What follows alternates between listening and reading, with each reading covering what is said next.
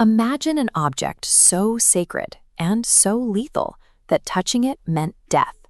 According to ancient texts, that was the Ark of the Covenant. Yet for more than 2,500 years, its location has remained entirely unknown. The Ark didn't vanish in a widely publicized heist. You won't find it sitting on a plinth in a museum, and it wasn't lost at sea. Sometime over 2 millennia ago, it completely dropped out of the human record. To understand how something this important goes missing, we have to look at its origins. The biblical book of Exodus states that Moses received direct, precise instructions to build the chest shortly after the Israelites escaped Egypt. Those blueprints called for a core of acacia wood, heavily overlaid with pure gold. It measured roughly 52 by 31 inches. The lid featured 2 golden cherubim with outstretched wings, and the chest held the stone tablets of the 10 Commandments. For generations, the Israelites carried it through the desert wilderness. Eventually, King Solomon built the first temple in Jerusalem and placed the Ark in its innermost sanctuary, the Holy of Holies.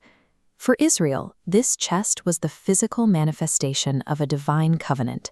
It was the spiritual heart of an entire civilization. For an object of that magnitude to simply cease existing is a massive historical anomaly. The trail goes cold in 586 BC. That year, the Babylonian Empire, led by King Nebuchadnezzar II, launched a massive siege against Jerusalem. The invading army breached the city walls, looted its wealth, and burned the magnificent Temple of Solomon to the ground. We know this because the Babylonians were meticulous bureaucrats, keeping strict inventories of captured gold, silver, and sacred vessels. But in those records, there is a glaring omission. The Babylonians never mention taking or destroying the Ark. It simply isn't there. An empire doesn't conquer a capital and simply forget to log its ultimate prize. That silence in the historical record suggests that by the time the Babylonians entered the temple, the object was already gone. Investigators usually start with the most immediate geography. The first major theory suggests the Ark never left Jerusalem. As the Babylonian army closed in, temple priests or the prophet Jeremiah might have hidden it to prevent its capture. Deep beneath the Temple Mount lies a labyrinthine network of ancient, rough-hewn tunnels and hidden chambers. It is the ideal place to conceal a mid-sized wooden chest. Over the last century, archaeologists have excavated layers of these underground structures. They've mapped out cisterns and passageways, but no one has ever recovered a verified piece of the Ark. The challenge is that the core of the Temple Mount is one of the most geopolitically sensitive zones on Earth. Full-scale excavation is impossible. Because we can't dig freely, this theory remains a compelling tradition rather than a confirmed fact. If it's not under Jerusalem, we have to look further away. Travel about 2,500 kilometers south to Axum, Ethiopia, and you'll find an extraordinary claim. The relic was relocated here for safekeeping.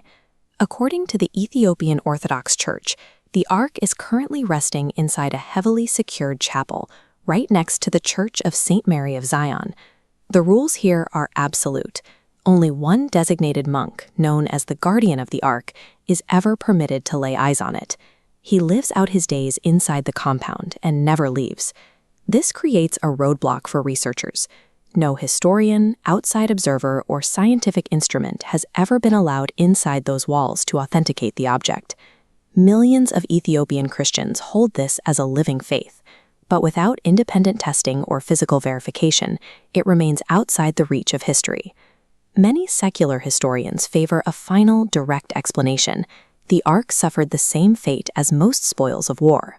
Ancient invading armies rarely cared about the spiritual significance of foreign relics. To a Babylonian soldier, a sacred chest was valuable strictly for its raw, fungible wealth.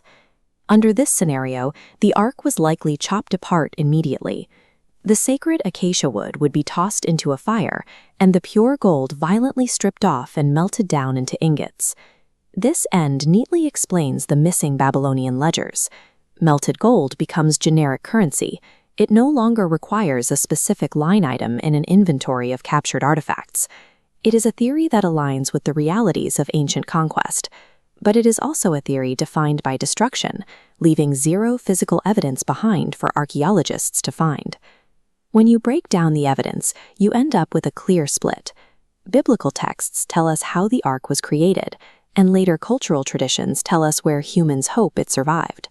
But the historical record tells a different story. Modern archaeology and ancient documentation offers zero confirmation that the relic survived a fall of its city. The timeline is stark. For centuries, the ark stood at the center of Israel's national identity. Then, Jerusalem fell in 586 BC, and the artifact was swallowed by history. Ultimately, the most compelling question isn't where the ark is hiding today. It's how an object that helped build an entire civilization could be so thoroughly erased from it.